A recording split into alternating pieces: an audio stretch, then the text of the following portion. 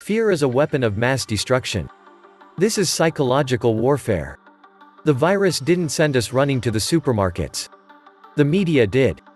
The biggest virus on this planet is the media, and it's a killer. And just like that, the media and the government that owns them.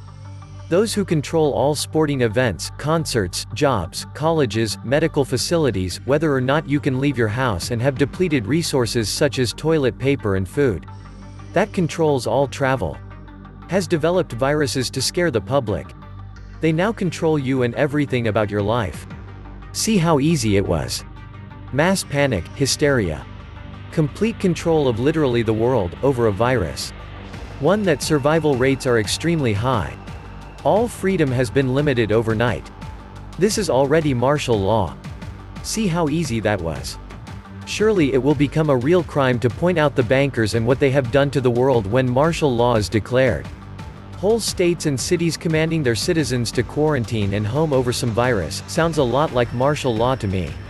And if it happens nationwide, then definitely we have martial law in place.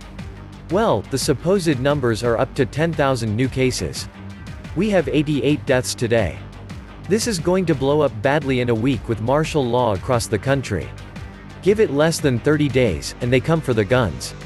Crime will explode and riots everywhere if you live in a big liberal city. You're in serious trouble of living throughout this.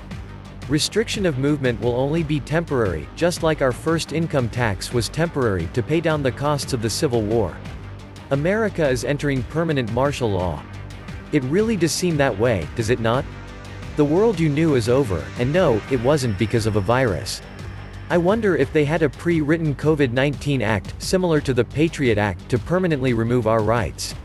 And now that the Fed has endless and unlimited QE to purchase treasuries and a multi-trillion-dollar bailout for their bankster friends. Get back to work, slaves. You are expendable. Welcome back to the Atlantis Report. Please take some time to subscribe to my backup channels. I do upload videos there too. You'll find the links in the description box. You will also find a PayPal link if you want to make a donation. Thank you. For a few days now, Americans have seen surreal scenes play out in their backyards. Entire cities on lockdown. The Navy and National Guard deployed, flights canceled, borders tightened. Most people have never seen anything like this in their entire life. Ordering non-essential businesses to close their doors. Shuttering schools. Leaving many families to wonder how they are going to make ends meet. Tonight, 1 out of 3 Americans is under government orders to stay at home. And at least 17 states have ordered non-essential businesses to close. In some states, large gatherings are altogether banned. But how far can the government go in taking away our civil liberties? And could we see here in the United States more extreme restrictions like those in China and parts of Europe? In times like these, even our civil liberties, the bedrock of our Constitution, can be restricted. As we potentially enter uncharted legal waters are being tested. What is really important in times such as this, and that's the real test. When China was first hit with the new coronavirus back in December, its totalitarian government responded with regional crackdowns. We watched as populated cities went dark, and saw the consequences when people disobeyed orders. At the time, it felt like their policies could never be implemented here. China is a communist country, America is a democracy. China's quarantine measures seem to have worked. For now, the reported number of domestic cases is down to nearly 0. But now that the US is facing a daily surge of new cases, governments are imposing rules that are changing the day-to-day lives of Americans. So what are the laws during a pandemic? The states have broad powers to quarantine and ban large gatherings, and President Trump can completely close the US border. But his power to quarantine has limits. And when he declared a national emergency under the Stafford Act, it just gives him the power to redirect federal funds and resources.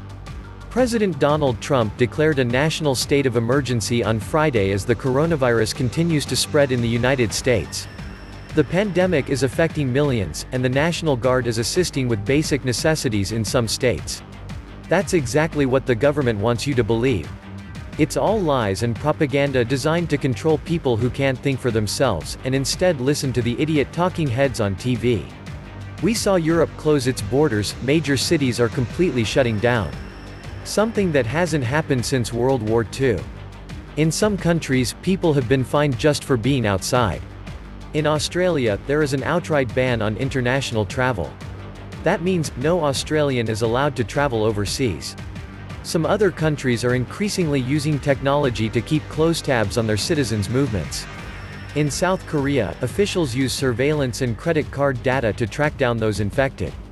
In Italy and Israel, governments are following potential patients using their cell data. The government has quickly turned to health as being its wedge issues in order to carry out what would otherwise be a political agenda. But in the US, we might see pushback against too many restrictions on civil liberties. And it could be up to individuals and the courts to keep the government in check. It's not unpatriotic to hold our government accountable. Let's get one thing straight. In terms of capacity to kill you, COVID-19 is an extraordinarily weak virus. The fatality rates being thrown around are all over the place: 8% for Italy, 3.4% from WHO, 2% from the early days for China. But there is a good reason to believe all of these are nonsensical. They're accurate for what they represent, which is the ratio between recorded instances of infection and fatalities where infection was present, but they are absolutely not the fatality rate of the COVID-19 infection. Data from Italy suggests the median age of fatalities is 79.5 years, where Italian life expectancy is 82.5 years. Of the 2,500-plus victims, only 17 were under 50. Also, 99% of all fatalities had pre-existing conditions. This shutdown of the economy is the real danger. We will suffer strong deflationary pressures, but this is the legacy of the financialized bubble of everything. We will all suffer as the economy works through the popping of the bubble. Popping the bubble is necessary, and it was inevitable. The key is that our future must not become a restart of the old system or the start of something worse. In this, the coronavirus was changed the playing field. The headwinds are against globalization. It will be a new world order after the coronavirus. Only it won't be the one the demonic globalists were trying to inflict on us. These elites are utterly crazy to think ordering people off the streets and behind closed doors under the threat of jail if one does not obey is actually going to stop it all. They are fools. I see the government using the virus to collapse the economy. This is more panic than plague. If an evil genius was thinking of ways to make martial law acceptable, they could not think of a better way than this. Everyone voluntarily self-isolates and praises the boots on the streets. Panics from pandemics unleash unchecked governmental power. The very premise of popular films like V for Vendetta reveals this: a group uses a virus to seize power and create a totalitarian society. Our founders were intimately familiar with pandemics, viruses, and plagues, yet they did not allow any to suspend our constitutional liberties. Not one word in the Constitution about plagues or pandemics to exempt the government from any of our Bill of Rights. Why do our current courts allow it? Because the public is asleep at the wheel. This is cover for all their bailout thievery and civil rights grabs. Detention without hearing, outlawing encrypted email, communication, whatever else I missed. I am sure there is a lot. And if you or your children don't get the vaccine, you will be jailed. Many small businesses are already dead. Now the money comes so the vultures can pick the bones, with free credit, and prep the cycle again. Throwing a couple of grand at the people will merely keep a high percentage from shooting anyone that they perceive to have wronged them. Banks will be made whole, and the stinky debt shuffled to their daddy Fed, marked to myth, and they will be ready to gorge themselves on the blood of the people. The American people were warned by their forefathers to periodically shut down their government and restart it so that it wouldn't get too big and out of control. Too late. There are plenty of reasons to be highly skeptical of the massive shutdown of our society demanded by governments over the coronavirus. Yes, it is a potentially dangerous flu virus. But what if the consequences of the shutdown are worse than the virus itself? What this will do is cause the Great Depression. If you look at the number of people in China who had it and the number recovered and deaths, you will find that all of this media and government response is blown out of perspective. What I have noticed is the Democrats are quick to shut things down, business, and families will be hurt. This is the greatest opportunity for the banksters to run the country into the ground. I hate curfews, big brother or big sister coming from the government, martial laws or violations to my constitution rights based on war, etc. Of course, we need control if and only if it is necessary. I love my freedom, and its responsibility. The business community must invest in science, mainly infectious diseases. We need more investment in science. Stop corruption in the US government. The federal government always responds militarily. The operative language in the Constitution that would be used to cover this response is the undefined term, invasion. It doesn't say the invaders must be human. They can be viruses. I think there is more in all this than meets the eye. We see history in real time, and yet we're so engulfed in it that we don't see the big picture. We're accused of spreading conspiracy theories, and yet history is full of conspiracies.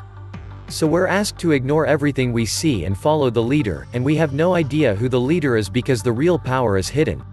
Our principles and rights are being made obsolete, and our basic necessities have been outsourced, and yet we're asked to ignore the bad stuff because we're the richest nation in the world. Something is rotten in paradise. When the government grows too big, it has to implode at some point. Has the time arrived for the US to implode? The power that be need the noise from the virus to drown out the noise coming from the financial collapse. Everyone staying at home and communicating via the internet means that the government won't get any surprises from public-private gatherings of angry people conversing amongst themselves. First, they sent smallpox-infected blankets to the Native Americans, now COVID to us. Massive social distancing, with its accompanying job losses, stock dives, and huge bailouts to corporations, raises the threat of a depression.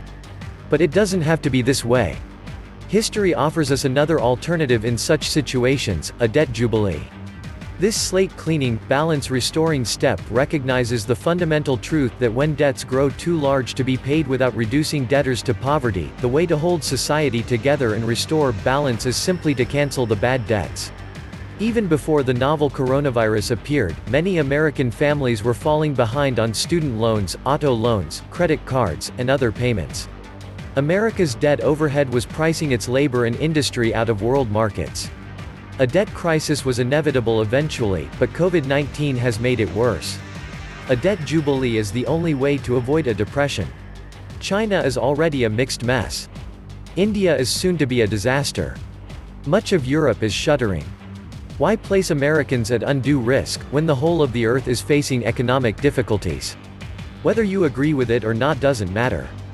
Things in the economy are just not going to go well for a while. It's not a matter of opinion or views. There's simply nothing we can do about it. America is entering into soft communism. People will be used as slaves to repay the debts from the old system. Have you ever seen such idiocy in all your life as is on full display today with our politicians? They are busy jockeying for position to cram their pet projects into economic bailouts, without support for funding, while the entire country collapses economically. Even the Lehman collapse in 2008 looks mild compared to this. Supply chains broken, small businesses are going broke, executive orders coming from governors now requiring people to stay home and wait indefinitely. By the time the dust settles, the financial damage will be beyond measure. I really believe the only reason why they are doing this now is that no statistics are available to measure the collapse in sales, tax receipts, economic activity. Goldman projects at minimum a 24% collapse in GDP. But I really doubt these politicians even grasp what this does to any recovery. Thinking there will be a quick snap-back recovery is delusional. Nothing like this has ever happened before, and yet they think getting funding now to businesses is going to solve the problem they have created. Sorry. Permanent damage has been done. Not only to our economy but the world, since we buy so much from them, travel to its locations, spend travel money there and circulate freely. Not anymore. I think the economic collapse happening in real time is unprecedented and will surpass that in many ways of the 1929 crash.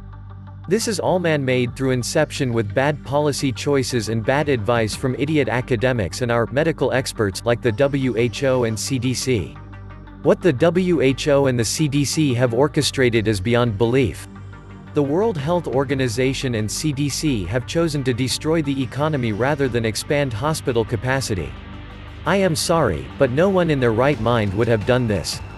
They have put out these stay-at-home scenarios to justify destroying the economy under the claim there will not be enough hospital beds to help people. China built makeshift hospitals to handle the patient overflow in days. This virus is the perfect chance to prostitute the financial system, as broken as it is. This gives companies an unprecedented opportunity to hide all sorts of bodies in the statistical noise of corona collapse. You wait, this quarter's numbers will look bad, but what a way to hide the truth and prepare to make next Q's numbers look stellar. Then again, I don't think these companies were counting on soft martial law to do the kind of damage that's being done by design. The only pandemic threatening the world is the stupidity pandemic. Take a flu virus, hype it with media and ignorant politician hysteria, and destroy the world economy for an excuse to have one last money-printing bacchanal and orgy. This virus was created to crash many world economies, no more family-run businesses. It will be big industries that need to step in. It's create a problem that causes chaos, then present a solution that will help implement change that you want and that the people will be more accepting of. They are busy jockeying for position to cram their pet projects into economic bailouts, without support for funding, while the entire country collapses economically. Because they know Corona was engineered for a reset. When a crisis is manufactured, they jam all sorts of pork into the repair bill. This country is long overdue for violence and a paradigm shift. This was the Atlantis report. Please like, share, subscribe. And please take some time to subscribe to my backup channels. I do upload videos there too. You'll find the links in the description box. You will also find a PayPal link if you want to make a small donation. Thank you.